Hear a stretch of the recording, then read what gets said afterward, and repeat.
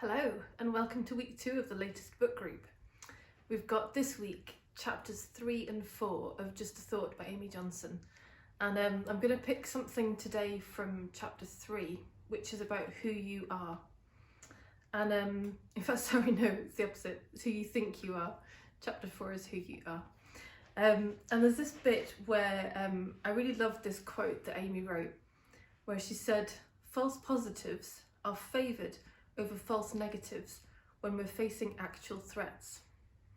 And she was talking about how in the early days as a human, the capacity for the brain to predict the future, to predict what might be about to happen, was really useful. So if it was predicting, as she says in here, a rival tribe might be coming to take over our village, it was really useful to have that predictive power and to do something about it in advance, and that the bit of energy that was used to do that predicting was well worth the payoff, even if there wasn't actually a rival tribe coming.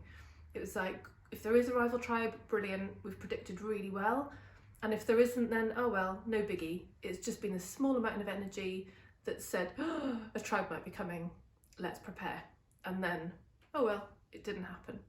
So false positives became a really useful survival tool, and great, and they still are today. Like if I'm walking around at night time, that predictive capacity of the mind to say there could be danger, walk faster or stay where it's lit or that kind of thing, that's really helpful, that's really useful.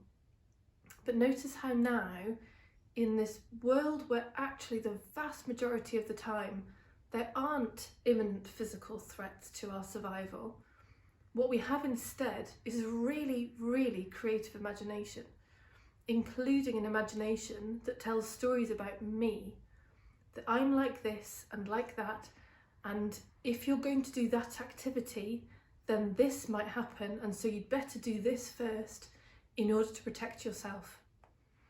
And that's the kind of overworking of our predictive capacity of the mind, which is now not so helpful. We're getting so many false positives. Our energy is being drained, we're being zapped, because it's like the mind's constantly vigilant, looking out for where might there be danger, where might there be danger, and it has so many potential ways it thinks we're under threat that it's like constant overdrive, constant activity of protecting what isn't actually there. Because there is a very big difference between protecting this physical body, which, as I say, walking at night, I'm going to take the appropriate action to stay physically safe, versus protecting an idea of me. And that's the biggest drain of our mental activity.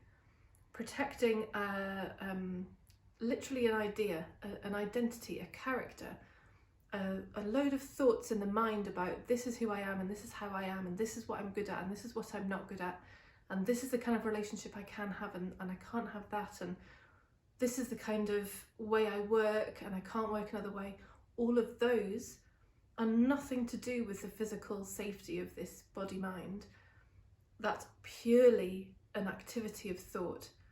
And then thought is going about predicting and protecting against a threat to an activity of thought. It's just, when we look at it, it's bonkers. Thought trying to protect a thought. And when you see that, and you see there's nothing else being protected but an idea, and that what you are is untouched and unfazed by any of those thoughts or ideas, then what are we trying to protect? What are we spending all this energy on? So I'll leave you with that thought today, and I'd love to hear what you think. See you next week. Lots of love.